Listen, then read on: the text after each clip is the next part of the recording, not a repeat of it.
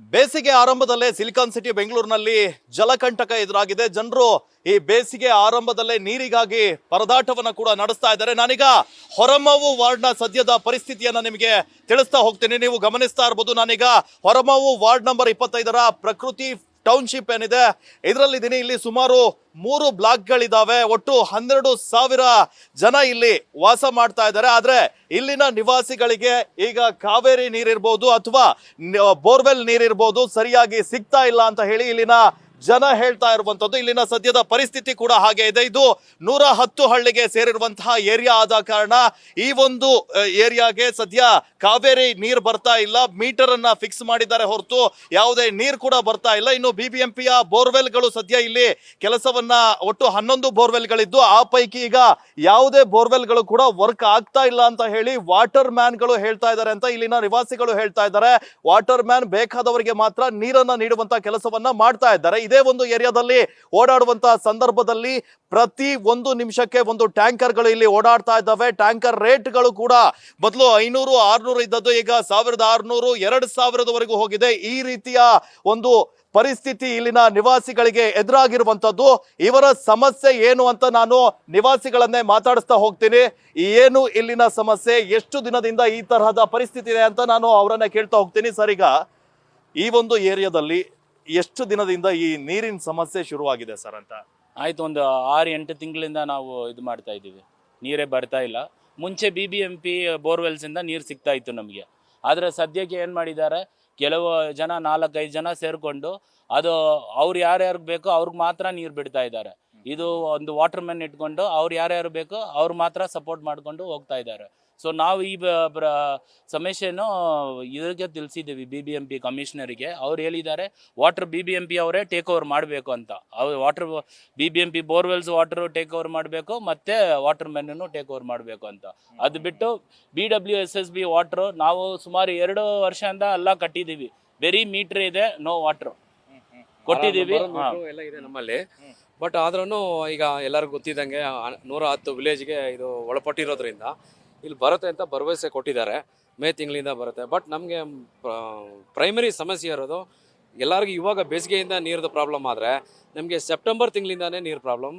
ಯಾಕಂದರೆ ಇಲ್ಲಿರೋ ಲೋಕಲ್ ಸ್ವಲ್ಪ ದುಷ್ಕರ್ಮಿಗಳು ಅವರು ರಾಜಕೀಯದಕ್ಕೋಸ್ಕರ ಅವ್ರಿಗೆ ಬೇಕಾಗಿರೋ VIPsಗೋಸ್ಕರ ಮೇನ್ ಲೈನಲ್ಲೇ ಕನೆಕ್ಷನ್ ಮಾಡ್ಕೊಂಡು ನೀರು ತಗೊತಿದ್ದಾರೆ. ಪಕ್ಕದ ಮನೆಯವ್ರಿಗೆ ನೀರು ಬರ್ತಾ ಇಲ್ಲ. ಇವ್ರ ಮನೆಗೆ ಒಳ್ಳೆ ಪ್ರೆಷರ್ ಬರ್ತಾ ಇದೆ. ಎಷ್ಟು ಬೋರ್ವೆಲ್ ಇಲ್ಲಿ BBMP ಕೊರ್ಸಿದ್ದಾರೆ, ಈಗ ಸದ್ಯ ಎಷ್ಟು ಕೆಲಸ ಮಾಡ್ತಾ ಇದಾವೆ ಸರ್? 11 ಬೋರ್ವೆಲ್ ನಮಗೆ ಗೊತ್ತಿರೋಂಗೆ ಇದ್ದಿದ್ದು ಸರ್. ನಾವೆಲ್ಲ ಅಸೋಸಿಯೇಷನ್ ಒಂದೇ ಕಮಿಟಿ ಮೆಂಬರ್ ಆಗಿದ್ವಿ. 11 ಬೋರ್ವೆಲ್ ಇದ್ದಿದ್ದು. ಒಂದು ಸಡನ್ ಆಗಿ ನಮ್ಗೆ ವಾಟ್ಸಪ್ಪಲ್ಲಿ ಒಂದು ಮೇಲ್ ಬರ್ತದೆ, ಮೆಸೇಜು, ಈ ಥರ ಎಲ್ಲ ಬೋರ್ವೆಲ್ಲು ಡೆಡ್ ಆಗಿಬಿಟ್ಟಿದೆ. ಇರೋ 1-2-3 ಬೋರ್ವೆಲ್ಗೂ ನೀರು ಮತ್ತೆ ರೀಜುನಿವೇಟ್ ಮಾಡಬೇಕು, ರೀಡ್ರಿಲ್ ಮಾಡಬೇಕು. ಅದರಿಂದಾಗಿ ದಯವಿಟ್ಟು ನೀರೊಂದು ನಮ್ಮನ್ನು ಕೇಳಬೇಡಿ ಅಂತ ಒಂದೇ ಒಂದು ಸಡನ್ ಆಗಿ. ಸರ್, ಈಗ ನೀರಿಗೆ ಏನ್ ಮಾಡ್ತಾ ಇದ್ದೀರಾ ಸರ್? ಎಲ್ಲ ಈಗ ಎಲ್ಲರೂ ಬೋರ್ ಕೂಡ ಇಲ್ಲ. ಈಗ ಇಷ್ಟೊಂದು ಮನೆ ಇದಾವೆ. ಈ 3 ಬ್ಲಾಕ್ನವರು ನೀರಿಗೆ ಏನ್ ಮಾಡ್ತಾ ಇದ್ದಾರೆ ಸರ್ ಸದ್ಯ? ಸರ್, ಒಳ್ಳೆ ಪ್ರಶ್ನೆ. ನಮಗೆ ಸೆಪ್ಟೆಂಬರಿಂದ ಯಾವಾಗ ಈ ಥರ ನಮಗೆ ಪರಿಸ್ಥಿತಿ ಬಂತು, ನಾವು ಫ್ರೆಂಡ್ಶಿಪ್ ಮಾಡಿಕೊಂಡು ಟ್ರ್ಯಾಕ್ಟರ್ಗಳನ್ನ ಹುಡುಗರ ಹತ್ರ ಫ್ರೆಂಡ್ಶಿಪ್ ಮಾಡ್ಕೊಂಡು ಆ ರಿಲೇಷನ್ಶಿಪ್ಪಲ್ಲಿ ಬಾಂಧವ್ಯದಲ್ಲಿ ನಮಗೆ ಹೆಲ್ಪ್ ಮಾಡ್ತಾಯಿದ್ರು. ಫೋನ್ ಕರೆ ಮಾಡಿದ ತಕ್ಷಣ 1 ಅವರಲ್ಲಿ ಬರ್ತಾಯಿತ್ತು ನೀರು. ಇವಾಗ ಎಲ್ಲ ಅವ್ರದ್ದು ಒಂದು ಒಗ್ಗಟ್ಟಾಗಿ ನಿಮಗೆಲ್ಲ ಗೊತ್ತಿದೆ, ಎಲ್ಲ ಕಡೆ ಈಗ ಡಿಮ್ಯಾಂಡ್ ಜಾಸ್ತಿ ಇರೋದ್ರಿಂದ ಟ್ಯಾಂಕ್ಟರ್ಗಳು ನಮಗೆ ಇಷ್ಟು ದಿನ ನಮಗೆ ಕೊಡ್ತಾ ಇರೋರನ್ನು ಕೂಡ ಅವ್ರಿಗೆ ಈಗ ದುಡ್ಡು ಮುಖಾಂತರ ಪ್ಲಸ್ ಅವ್ರ ಕಡೆನೂ ಬೋರ್ವೆಲ್ಸು ಡ್ರೈ ಆಗಿದೆ ಅಂತ ಹೇಳ್ತಾ ಇದ್ದಾರೆ. ಅದು ಸತ್ಯನೇ ಇರ್ಬೇಕಾದ್ರೆ ಈ ಎಂಟೈರ್ ಏರಿಯಾಗೆ ನೀರು ತುಂಬ ಬರಗಾಲ ಇದ್ದಂಗೆ, ಮಳೆನೇ ಬಂದಿಲ್ಲ. ಸೊ ಇವಾಗಾಗಿ ಈಗ ಟ್ಯಾಂಕರ್ ನಮಗೆ ಯಾರು ರೆಗ್ಯುಲರಾಗಿ ಸಪ್ಲೈ ಮಾಡ್ತಾಯಿದ್ರು ಅವರು ಈಗ ಪ್ರಾಬ್ಲಮ್ಗಾಗಿ ನಮಗೆ 1 ದಿನ ಮುಂಚೆ 2 ದಿನ ಮುಂಚೆ ಹೇಳಬೇಕು ಅಂತಾರೆ. ಹಂಗೆ ಫುಲ್ ಡ್ರೈ ಔಟ್ ಆಗಿ ನಮ್ಮ ಟಾಯ್ಲೆಟ್ ಯೂಸ್ ಮಾಡ್ದಂಗೆ, ಸ್ನಾನ ಮಾಡ್ದಂಗೆ 1 ದಿನ 2 ದಿನ ಟ್ಯಾಂಕರ್ ಬರೋವರೆಗೂ ಕಾಯ್ಕೊಂಡು ಕೂತಿರ್ಬೇಕಾಗಿದೆ ಸರ್. ಇದು ಪರಿಸ್ಥಿತಿ ಸರ್. ದುಡ್ಡು ಕೊಡಕ್ಕೆ ನಾವು ರೆಡಿ, ಅವ್ರ ಹತ್ರ ನೀರಿಲ್ಲ ಅಂತಾರೆ. ಎಷ್ಟು ರೇಟ್ ಹೇಳ್ತಾ ಇದ್ದಾರೆ ಸರ್? ಸರ್ 600 ರೂಪಾಯಿ ಕೊಡ್ತಾ ಇದ್ದೀವಿ ಸರ್ ನಾವು. 4,000 ಲೀಟ್ರಿಗೆ 4,000 ಟ್ರ್ಯಾಕ್ಟರ್ಗೆ. ಇವಾಗ 800 ರೂಪಾಯಿ ಅಂದು ಸಡನ್ ಆಗಿ ಒಂದೇ ಫೋನ್ ಕಾಲಲ್ಲಿ 1,500 ಕೊಡಿ. ನಮಗೆ 800 ಅಂದಿದ್ದು. ಸರಿನಪ್ಪ 800 ದಯವಿಟ್ಟು ಬಂದ್ಬಿಡಪ್ಪ ಅಂದರೆ, ಇಲ್ಲ ಸರ್ ಇವತ್ತು ಬರ್ಬೇಕಾದ್ರೆ ನೀವು 1,500 ರೂಪಾಯಿ ಕೊಡಿ. ಸೊ ಒಂದ್ಸರಿ ಹಾಕೊಂಡ್ವಿ, ಅದೇ ಈಗ 1,500 ರೂಪಾಯಿ ಒಂದು ಟ್ರ್ಯಾಕ್ಟರ್ಗೆ. ಸೊ ಹೀಗೆ ರೂಢಿ ಆಗ್ಬಿಟ್ಟಿದೆ.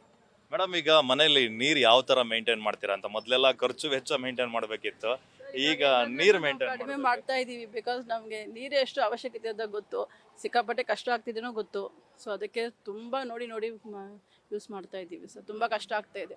ಅದು ಟ್ಯಾಂಕರ್ ಅವರೆಲ್ಲ ನೆಕ್ಸ್ಟ್ ಮಂತ್ 2000 ಆಗುತ್ತೆ, ಮತ್ತೆ 2500 ಆಗುತ್ತೆ ಅಂತ ಭಯ ಬೇರೆ ನಮಗೆ. ಸೊ ನೋಡೇ ಯೂಸ್ ಮಾಡ್ತಾ ಇದ್ದೀವಿ ಸರ್. ನೀವೀಗ ಮೇಡಮ್ ಈಗ ಸ್ಥಳೀಯ ಆಡಳಿತಕ್ಕೆ ಅಂದ್ರೆ ಈ BBMPಗೆ ಏನ್ ಆಗ್ರಹ ಮಾಡ್ತೀರಾ, ಜನಪ್ರತಿನಿಧಿಗಳಿಗೆ ಏನ್ ರಿಕ್ವೆಸ್ಟ್ ಮಾಡ್ತೀರಾ ಅಂತ ನೀವು? ಸೊ ದ ಮೇನ್ ರಿಕ್ವೆಸ್ಟ್ ಏನಂದರೆ BBMP ಅವರು ಫಸ್ಟ್ ಈ ಬೋರ್ವೆಲ್ನ ಟೇಕ್ ಓವರ್ ಮಾಡಬೇಕು ಆ್ಯಂಡ್ ಚೆಕ್ ಮಾಡಬೇಕು ರಿಯಲ್ ಆಗಿ ಬೋರ್ವೆಲ್ನಲ್ಲಿ ನೀರು ಇದೆಯಾ ಇಲ್ವೋ. ಸೇಲ್ ಮಾಡೋ ಬೋರ್ವೆಲ್ ಟ್ಯಾಂಕರ್ ಅವ್ರದ್ದು, ಆ ಬೋರ್ವೆಲಿಂದ ಬರ್ತಾ ಇರೋ ನೀರು ನಮ್ಗೆ ಯಾಕೆ ಬರ್ತಾ ಇಲ್ಲ, ಅದು ಫಸ್ಟ್ ಕ್ವೆಶನ್. ಸೆಕೆಂಡ್ ಕ್ವೆಶನ್ ಏನಂದರೆ, ಹಾಗೆ ನೀರು ಡ್ರೈ ಆಗಿದೆ ಅಂದರೆ ಅವರು ಈ ವಾರ್ಡ್ನ ಟೇಕ್ ಓವರ್ ಮಾಡಿ ಒಂದು 10 ಅಟ್ಲೀಸ್ಟ್ ಟ್ಯಾಂಕರ್ಸ್ ಅವೈಲೇಬಲ್ ಮಾಡಬೇಕು. ನಾವು ಫೋನ್ ಮಾಡಿದ ತಕ್ಷಣ ನಮಗೆ ನೀರು ಬರಬೇಕು. ಮುಂಚೆ ಫೋನ್ ಮಾಡುವಾಗ ಟ್ರ್ಯಾಕ್ಟರ್ ಅವ್ರಿಗೆ 1 ಅವರ್ನಲ್ಲಿ ನೀರು ಬರ್ತಾ ಇತ್ತು. ಇವಾಗ 1 ವಾರ ಮುಂಚೆ ಫೋನ್ ಮಾಡಿದ್ರೇ ನೀರು ಬರೋದು. ನಾನು ಹೋದ ಸತಿ 2 ವೀಕ್ಸ್ ಮುಂಚೆ ನೀರು ತಗೊಳ್ಳುವಾಗ 1000 ತಗೊಂಡೆ, ನಿನ್ನೆ ನೀರು ತಗೊಳ್ಳುವಾಗ 1500 ತಗೊಂಡಿದ್ದೇನೆ.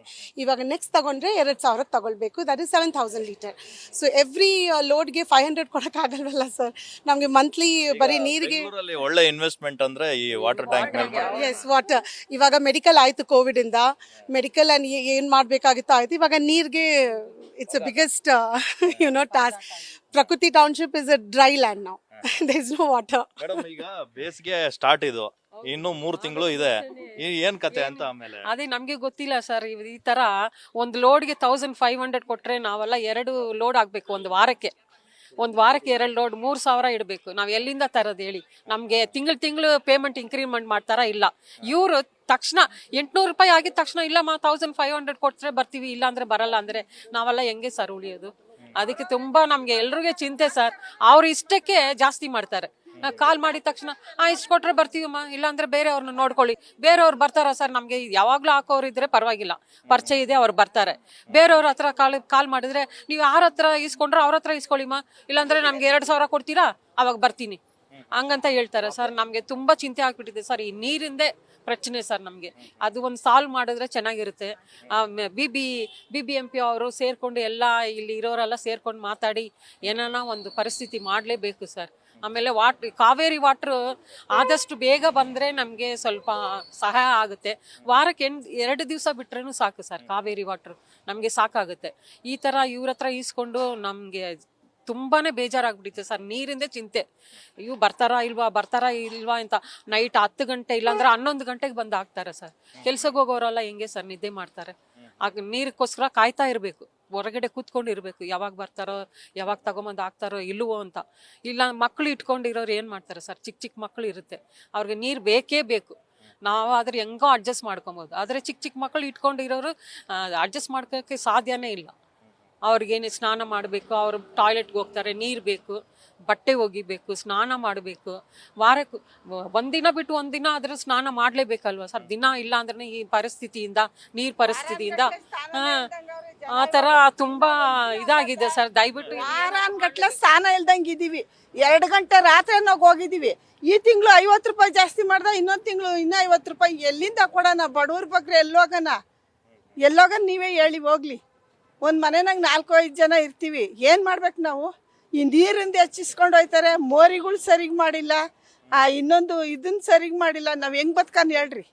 ನಮ್ಮನ್ನ ನಾವು ತಿಂತಾ ಇದ್ದೀವಿ ಸರಿ. ನೀರಿಂದು ಇಂಥದ್ದು ನಮಗೆ ಒಂದು ವ್ಯವಸ್ಥೆ ಮಾಡಿಕೊಡ್ಬೇಕು. ರೋಡ್ಗಳು, ಮೋರಿಗಳ್ದು ಪಿಟ್ಟು ನೋವು.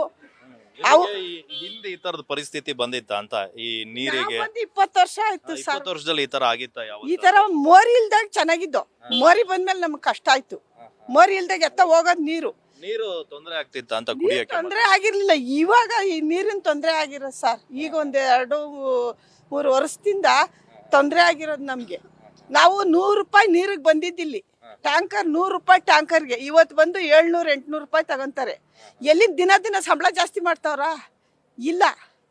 ನಮ್ಮ ಊಟ ನಾವು ತಿಂತಾ ಇದ್ದೀವಿ. ಇಂಥದ್ನ ಅವರು ನಮ್ಗೊಂದು ಸಹಾಯ ಮಾಡಬೇಕು. ನಮ್ಮಿಂದ ಅವ್ರು ಬಂದವ್ರೆ, ಅವರಿಂದ ನಾವು ಬಂದಿಲ್ಲ. ನಮ್ಮನ್ನ ಬರ್ಸ್ಬೇಕು ಅವ್ರ ಮುಂದೆ. ಇವಾಗ ನಮ್ಗೇನು ಊಟ ಕೇಳ್ತಾ ಇಲ್ಲ, ನಾವು ಬಟ್ಟೆ ಕೇಳ್ತಾ ಇಲ್ಲ. ನೀರು ಇಂಥವು ಈ ಪಿಟ್ಟನ್ಗಳ್ದು ಏನು ಮೋರಿಗಳು ಹೊಡ್ಕೊಂಡ್ಬಿಡ್ತದೆ, ಪಿಟ್ಕೋಗಿ ತುಂಬ್ಕೊಂತದೆ. ತಿಂಗ್ಳಿಗೆ 5-6 ಸತಿ ತೆಗಿಸ್ತೀವಿ. ಎಲ್ತರ ಒಂದು ಪಿಟ್ಟು ತೆಗಿಸ್ಬೇಕು ಅಂದರೆ 1200-300 ಕೊಡ್ತಾ ಇದ್ದೀವಿ. ಇರೋರು ಕೊಡ್ತಾರೆ ಸರ್, ಇಲ್ದವ್ರು ಎಲ್ಲ ಹೋಗ್ತಾರೆ. ಮರಿಗಳು ಹೆಂಗೋ ಬಳ್ಕೊಂಡು ಹೋಗ್ಬಿಡ್ತಾರೆ ದುಡ್ಡನ್ನ. ತೂತಾಗ್ಬಿಡ್ತದೆ, ಪಿಟ್ಕೋಯ್ತದೆ ನೀರೆಲ್ಲ. ಎಲ್ಲಾರ ಮನೆ ನೀರು ನಮ್ಮನೆ ಪಿಟ್ಟಿಗೆ ತುಂಬ್ಕೊಂತದೆ. ಮನೆ ನಾವು ಒಂದು ಔಷಧಿ ಬಿದ್ದು ಕೊನೆಗೆ ಅಕ್ಕಪಕ್ಕದಲ್ಲಿಂದಾನೆ ಮನೆ ಕಟ್ತಾ ಮರಿ ಮಳ್ಳಾಕ್ಬಿಟ್ಟ. ಮರಿ ನೀರು ನಮ್ಮ ಮನೆಗೆ ಹೊಡ್ಕೊಂಬಿಡ್ತು. ಏನೋ ಅವಾಗಿಂದು 20 ವರ್ಷಕ್ಕಿಂದೆ ಈ ರೋಡ್ ಬರ್ತದೆ ಅಂತ ನಮಗೆ ಗೊತ್ತಿರಲಿಲ್ಲ. ಅವಾಗಲ್ಗೆ ನಾವು ಅವಾಗ ಕಟ್ಸಿದ್ದೀವಿ. ಒಂದು ಸ್ವಲ್ಪ ನಮ್ಮ ಪಕ್ಕದಲ್ಲಿ ಮನೆ ಕಟ್ಟಿಸ್ತಾ ಇದ್ದೀವಿ, ಮಳ್ಳಾಕಿದ್ದೆ ನಮ್ಮ ಮನೆಗೆ ಪೈಪು ನೀರು ತುಂಬ್ಕೊಂಬಿಡ್ತು. ಯಾವುದಕ್ಕೆ? ಒಳಗಡಿಕೆ. ಆ ವ್ಯವಸ್ಥೆ ನೋಡ್ತಾ ಇಲ್ಲ. ಆ ವ್ಯವಸ್ಥೆನೇ ಅವ್ರು ನೋಡಲ್ಲ, ಅವ್ರವ್ರದ್ದು ಇದು ಮಾಡ್ಕೊಂತಾರೆ. ಅಂಥದ್ದನ್ನ ನಮಗೆಲ್ಲ ಒಂದು ಒಳ್ಳೇದು ಮಾಡಿಕೊಡ್ಬೇಕು. ನಾವು ಕೇಳೋದು ಅಷ್ಟೇ. ನೀವು ಒಳ್ಳೆ ಪ್ರಶ್ನೆ ಕೇಳಿದ್ರೆ, ಈಗ ಬೇಸಿಗೆ ಸ್ಟಾರ್ಟ್ ಆಗೋಕ್ಕೆ ಮುಂಚೆನೇ ಈ ಥರ ಪೊಲಿಟಿಕ್ಸ್ ಆಫ್ ವಾಟರು, ರೇಟು, ಏನೋ ಪ್ರೈಸ್ ರೈಸ್ ಇದೆಲ್ಲ ನಮಗೆ ಆಗ್ತಿಲ್ಲ. ನಾವು ಆಲ್ರೆಡಿ ಕೊರೋನಾದಿಂದ ಒಂದು ಪಾಠ ಕಲ್ತಿದ್ದೀವಿ. ವರ್ಕ್ ಫ್ರಮ್ ಹೋಮ್ ಅಂತ ಒಂದು ಇದೆ ನಮ್ಮ ಆಫೀಸಲ್ಲಿ. ಇವಾಗಲೇ ಅದನ್ನು ನಮ್ಮ ಲೀವ್ಗೆಲ್ಲ ಸ್ವಲ್ಪ ಸ್ಯಾಂಕ್ಷನ್ ಮಾಡಿರಿ ಅಂತ ಹೇಳ್ತಾ ಇದ್ದೀವಿ. ಏನಕ್ಕಂದರೆ ಈ ಥರ ಏನೋ ಜಾಸ್ತಿ ಆದರೆ ಕುಡಿಯೋಕ್ಕೆ ನೀರಿಲ್ಲ, ತೊಳೆಯೋಕ್ಕೆ ನೀರಿಲ್ಲ ಅಂದರೆ ನಾವು ನಮ್ಮ ಊರಿಗೆ ಹೋಗಿ 1-2 ತಿಂಗಳು ಇದೆಲ್ಲ ಬಗೆ ಆದಮೇಲೆ ಬರೋಣ ಅಂತ ನಮ್ಮ ಬೀದಿ ನಾನು ಮಾತ್ರ ಅಲ್ಲ ಸರ್, ನಮ್ಮ ಬೀದಿನಲ್ಲೇ ಮೀಟಿಂಗಲ್ಲಿ ಇದೇ ನಾವು ತಗೊಂಡಿರೋ. ಮಕ್ಕಳು ಸ್ಕೂಲ್ಗೂ ಎಕ್ಸಾಮ್ಗೋಸ್ಕರ ವೆಯ್ಟ್ ಮಾಡ್ತಿದ್ದೀವಿ ಸರ್. ಲೀವ್ ಬೇಸಿಗೆ ಲೀವ್ ಬಂದರೆ ಎಲ್ಲ ತಗೊಂಡು ಮನೆಗೆ ಹೋಗಿ ಅಲ್ಲಿ ಇದ್ಕೊಂಡು ಆಮೇಲೆ ಇದೆಲ್ಲ ಸಮಸ್ಯೆ ಬಗೆಯಾದ್ಮೇಲೆ ಬರೋಣ ಅಂತ ಪ್ಲಾನ್ ಸರ್. ಈಗ ರೆಂಟಿಗೆ ಇದಾರೆ ಅನ್ಸುತ್ತೆ ಈ ಏರಿಯಾದಲ್ಲಿ, ಅವರೆಲ್ಲ ಈಗ ಬೇರೆ ಕಡೆ ಹೋಗ್ತಾ ಇದಾರೆ. ಹೆಂಗೆ ಸರ್ ನೀರಿನ ಸಮಸ್ಯೆ ಆಗಿ ಅಂತ? ಸದ್ಯಕ್ಕೆ ಏನು ಇದಿಲ್ಲ, ಯಾಕಂದ್ರೆ ಅವ್ರವರು ಟ್ಯಾಂಕರ್ ಇಂದ ಇದು ಮಾಡ್ತಾ ಇದ್ದಾರೆ. ಆದ್ರೆ ನಮ್ ರಿಕ್ವೆಸ್ಟ್ ಏನಂದ್ರೆ ಅಫಿಷಿಯಲ್ಸ್ ಎಲ್ಲರಿಗೆ, ಪ್ರಕೃತಿ ಟೌನ್ಶಿಪ್ ಆಲ್ರೆಡಿ ರೆಡ್ ಝೋನ್ ಅಲ್ಲಿ ಇದೆ. ಸೊ ಫಸ್ಟ್ 110 ವಿಲೇಜ್ ಅಲ್ಲಿ ನಮ್ಗೆ ಪ್ರಿಯಾರಿಟಿಯಲ್ಲಿ ಫಸ್ಟ್ BWSSB ಕಾವೇರಿ ನೀರು ನಮ್ಗೆ ಫಸ್ಟ್ ಇದು ಮಾಡಬೇಕು. ಅದು ಮಾಡಿದ್ರೆ ಸ್ವಲ್ಪ ಇದಾಗತ್ತೆ. ಸೊ ಅದನ್ನೇ ನಾವು ರಿಕ್ವೆಸ್ಟ್ ಮಾಡ್ತಾ ಇರೋದು. ಮೀಟ್ರು 2 ವರ್ಷಕ್ಕೆ ಮುಂಚೆ ಎಲ್ಲ ಮೀಟರ್ ಎಲ್ಲ ತಗೊಂಡು ಎಲ್ಲ ಆಗಿದೆ, ಬರೀ ಮೀಟರ್ ಬಂದಿದೆ, ಇನ್ನು ನೀರೇ ಬಂದಿಲ್ಲ.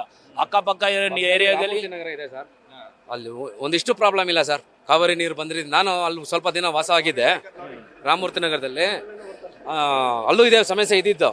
ಆ ಕಾವೇರಿ ಬಂದಮೇಲೆ, ಕಾವೇರಿ ಮಾತೆ ಬಂದಮೇಲೆ, ಆ ತಾಯಿ ಬಂದಮೇಲೆ ಪ್ರಾಬ್ಲಮ್ ಇಲ್ಲ. ಈಗ ನಮ್ಮ ಫ್ರೆಂಡ್ಸ್ ಮನೆಗಳೆಲ್ಲ ಇದ್ದಾರೆ, ಒಂಚೂರು ಪ್ರಾಬ್ಲಮ್ ಇಲ್ಲ.